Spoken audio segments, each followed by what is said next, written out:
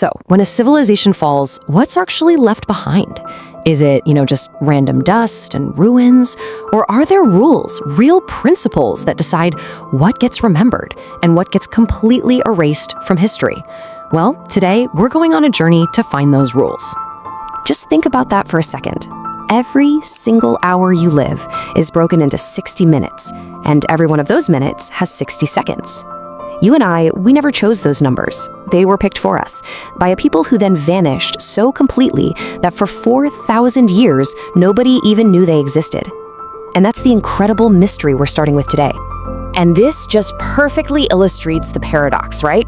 On one hand, the Sumerians were wiped clean from the history books. Their name, their cities, gone. But on the other hand, their ideas are so deep inside our daily lives that we can't escape them. They basically invented the blueprint for civilization: writing, the wheel, laws, even beer. And then they just disappeared. How on earth is that possible? Well, the answer is actually kind of simple, and it's all about what they built with. See, unlike the Egyptians with their huge stone pyramids, or the Greeks with their marble temples, the Sumerians built their whole world out of mud brick. And over the centuries, those bricks just crumbled. Grand cities turned back into dusty mounds of earth, literally dissolving into the desert landscape. The sheer scale of that silence is just staggering. 4,000 years.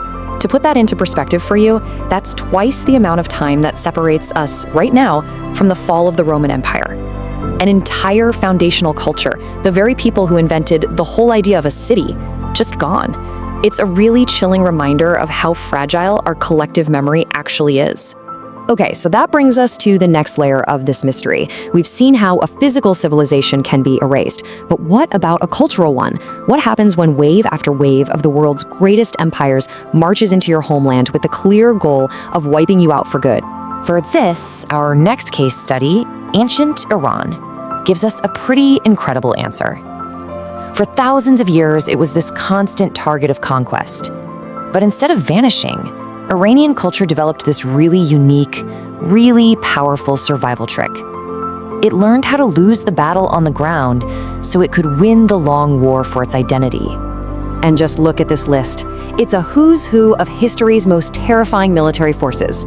You've got Alexander the Great, the Romans, the Arab caliphates, and the Mongol hordes of Genghis Khan. Every single one of them stormed the Iranian plateau, and every single one of them failed to destroy the culture they found there. Any other nation would have just dissolved, but not this one. So how'd they do it? It turns out they had a playbook. Instead of fighting to the death, they endured. They offered their conquerors something they couldn't resist: a ready-made system for running an empire. Persian bureaucrats, Persian artists, the Persian language. It would all slowly seep into the occupying army until, a few generations later, the invaders had basically become Persian themselves. It's brilliant. They conquered their conquerors from the inside out. But what was the glue that held them together through all of this? Their core ideology, Zoroastrianism. And this was way more than a religion. It was their cultural operating system. It gave them this powerful identity as warriors of light. And what's really fascinating is that it was the first major belief system to say that time moves in a straight line, a beginning, a middle, and an end. That one single idea would go on to shape Judaism, Christianity, and Islam. Okay, so we've seen ideas that survived, even when their creators vanished. And we've seen a culture that survived by absorbing its conquerors. But what about an idea that actually succeeds, only to fail spectacularly in the long run? What happens then? This brings us to the very strange, very powerful legacy of the First Crusade. The timeline here tells such a wild story of this shocking initial success, followed by total failure. In 1095, Pope Urban II makes this unheard of offer: go fight for Jerusalem and all your sins will be forgiven. After a pretty disastrous false start, a real army of knights marches thousands of miles and, against all odds, they capture the city in 1099. But they could never really hold it. By 1291, they're gone. For good. Mission failed. And we really can't talk about their so-called success without acknowledging the sheer brutality of it. This quote from a Crusader chronicler, he wasn't condemning it, he wrote it with pride. The capture of the Holy City was a horrific massacre, a moment that would leave these deep, deep scars for centuries. The goal might have been holy, but the reality was anything but. And here is the twist. Even though the whole military project was a failure, the idea of the Crusade had these consequences that completely reshaped the world. It fractured the Christian church, it created the first European colonies, it opened up all these new trade routes with the East, and it became this powerful political symbol of conflict that, believe it or not, is still used today. The idea's consequences were way more powerful than its actual achievements. So far, we've looked at all these different kinds of survival. Now, we have to look at the exact opposite.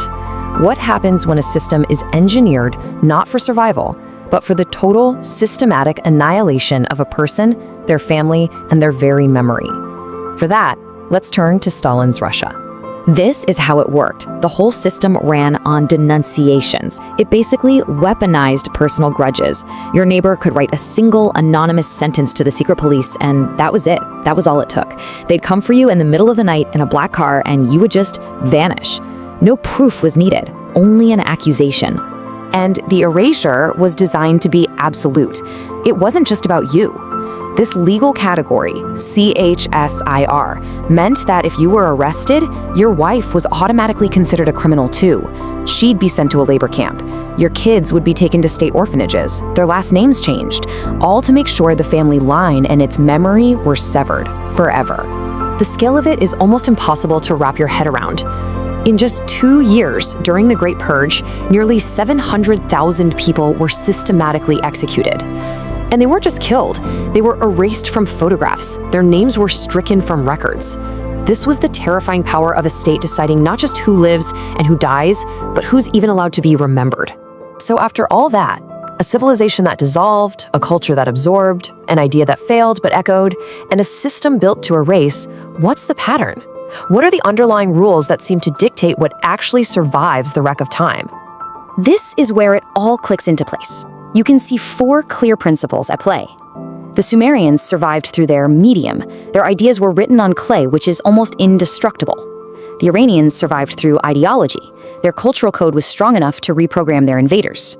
The Crusades survived through consequence. The idea's legacy was more powerful than whether it actually succeeded or failed. And in Stalin's Russia, we see that terrifying principle of erasure by force, where absolute power is used to actively destroy memory itself.